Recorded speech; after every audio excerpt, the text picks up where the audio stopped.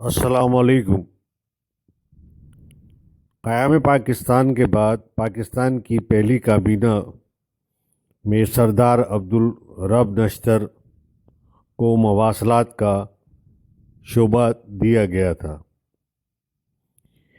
یہ مضمون 16 فروری 2014 کو جنگ میں شائع ہوا، جو کہ ڈاکٹر صفدر محمود کا تحریر کردہ ہے۔ سردار عبدالرب نشتر کی سوانح تھی جسے آغاز مسعود حسین نے نصف صدی قبل تالیف کیا تھا۔ میرے اندازے کے مطابق یہ کتاب کہیں 1955-56 میں شائع ہوئی ہوگی۔ آپ جانتے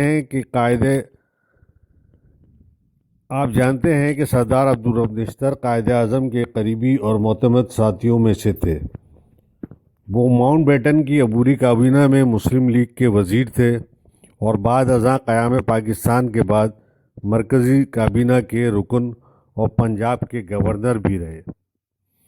اعلیٰ پائے کے مقرر، مخلص لیڈر اور صاف ستھرے انسان تھے، اس لیے قائد اعظم انہیں پسند کرتے تھے۔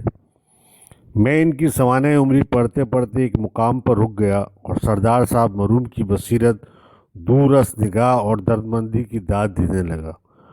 مجھے یوں محسوس ہوا جیسے موجودہ سیاست دان اور حکمران سردار صاحب کی قداور شخصیت کے سامنے طفلان مکتب ہیں۔ شاید طفلان مکتب بھی نہیں، کیونکہ طالب علم تو پڑھتا ہے اور سیکھتا ہے، جبکہ ہمارے سیاست دان تو اپنے آپ کو عقل کل سمجھتے ہیں، کیونکہ اقتدار اور دولت کی فراوانی انسان کو عقل کل کے زوم میں مبتلا کر دیتی ہے۔ ہو سکتا ہے آپ کو میری رائے سے اختلاف ہو، لیکن کم سے کم میرا مشاہدہ اور تجربہ یہی ہے۔ دراصل دولت، شہرت اور اقتدار کو ہضم کرنے کے لیے وسیع ظرف کی ضرورت ہوتی ہے، اور جو لوگ اس نعمت سے محروم ہوتے ہیں ان کے رویوں میں غرور، سطحیت اور احساس برتری کی جھلک واضح طور پر دیکھی جا سکتی ہے۔ سردار صاحب کی سوانح کا متدبہ حصہ تحریک پاکستان کے بارے میں ہے، لیکن آخر میں جہاں انہوں نے پاکستان کے حالات کے حوالے سے اندیشوں اور خطرات کا اظہار کیا ہے، وہ نہ ہی صرف چشم کشا ہیں بلکہ بصیرت آموز بھی ہیں۔ اس لیے میں قومی زندگی کے صرف ان چند شعبوں کے بارے میں ان کے احساسات اور تفکرات آپ کی خدمت میں پیش کر رہا ہوں، تاکہ آپ ان پر غور کریں اور دیکھیں کہ سردار صاحب نے جن خطرات کا اظہار 1953-54 میں کیا تھا، وہ بعد ازاں کس طرح صحیح اور سچ ثابت ہوئے، اور ہماری کوتاہیوں نے کیا گل کھلائے۔ کتاب کے صفحہ نمبر 182 پر سردار عبدالرب نشتر فرماتے ہیں، پاکستان میں ایک اور مرض قیام پاکستان کے بعد سے نمایاں ہو گیا ہے، وہ تعصب کا مرض ہے۔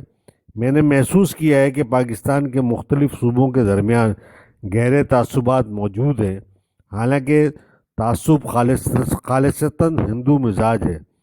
پاکستان ایک ملت ہے، اور ایک ملت میں لسانی یا مذہبی تعصبات نہیں ہوتے۔ مشرقی پاکستان میں محرومی کا احساس بڑھ رہا ہے۔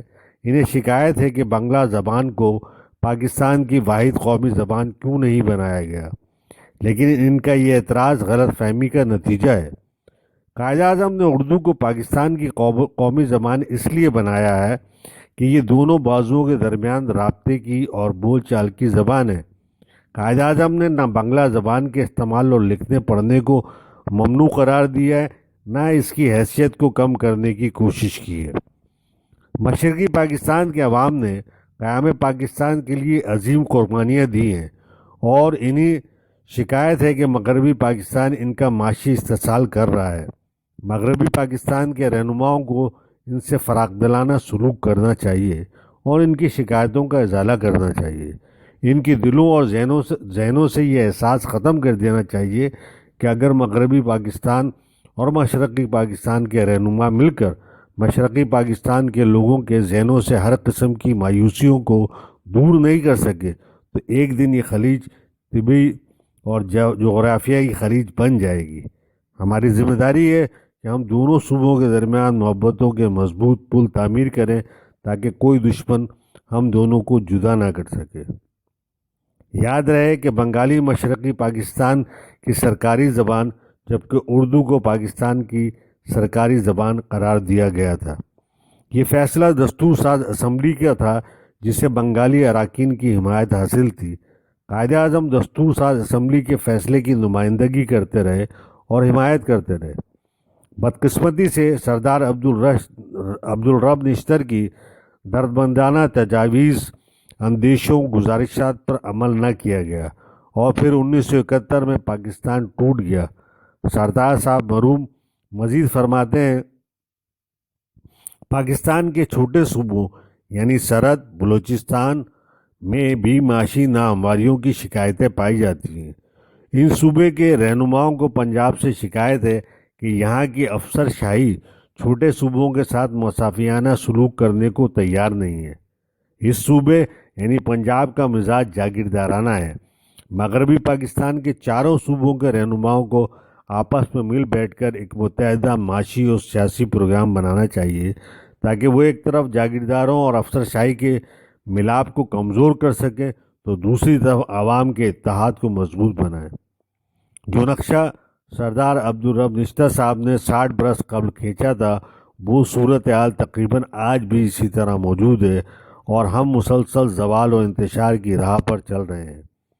یوں تو سردار صاحب نے قومی زندگی کے سبھی شعبوں پر اظہار خیال کیا ہے جو ہماری آنکھیں کھولنے کے لیے کافی ہیں، لیکن آخر میں آپ کو اس کہانی کا فقط ایک کردار اور ایک منظر دکھا رہا ہوں جو نہایت دردناک اور عبرتناک ہے۔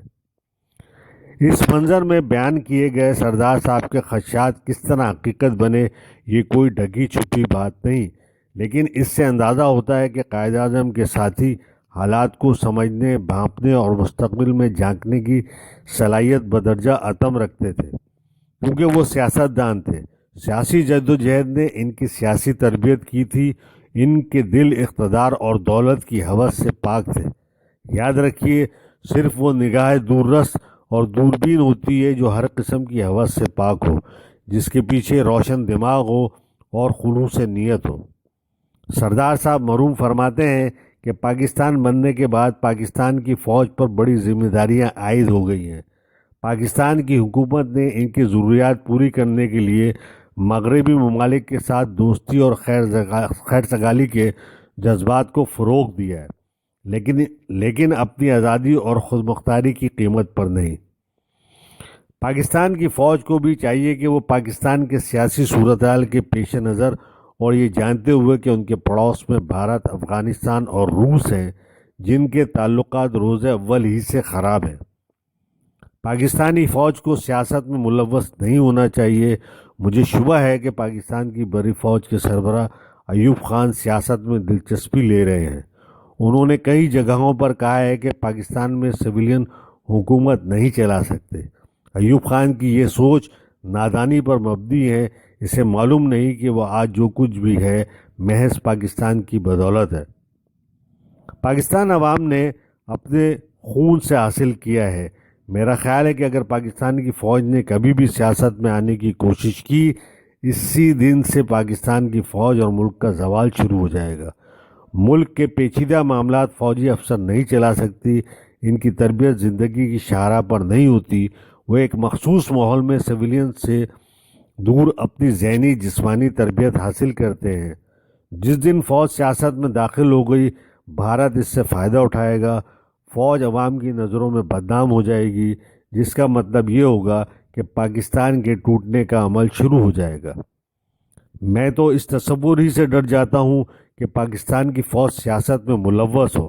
فوج کا کام جغرافیائی سرحدوں کی حفاظت کرنا ہے اور سیاست دانوں کا کام نظریاتی اور تہذیبی سرحدوں کی حفاظت کرنا ہے۔ اگر کسی ایک نے دونوں کام اپنے ذمے لیے تو پھر وہ دونوں کام انجام نہیں دے سکے گا۔ سردار صاحب نے پنجاب کے جاگیرداروں نوکرشاہی کے بارے میں جن خیالات کا اظہار کیا تھا وہ 60 برس گزرنے کے بعد بھی جوں کہ توں موجود ہیں۔ انہوں نے چھوٹے صوبوں کے احساس محرومی پر تشویش کا اظہار کیا تھا، لیکن ہمارے حکمرانوں نے اس پر توجہ نہیں دی۔ یہ احساس محرومی آج بلوچستان میں استحکام پاکستان کے لیے ایک خطرہ بن چکا ہے۔ سردار صاحب نے فوجی جرنیلوں کے جن عزائم پر اضطراب اور خوف کا اظہار کیا تھا وہ 1958 میں حقیقت بن گئے، اور ایوب خان نے اقتدار پر قبضہ کر کے نہ صرف فوجی مداخلتوں کا دروازہ کھول دیا بلکہ پاکستان کے ٹوٹنے کی بھی بنیاد رکھ دی۔ آج تقریباً وہی صورتحال ہے جو سردار صاحب کی چشم تصور نے 60 برس قبل دیکھی تھی۔ اسے کہتے ہیں سیاسی بصیرت۔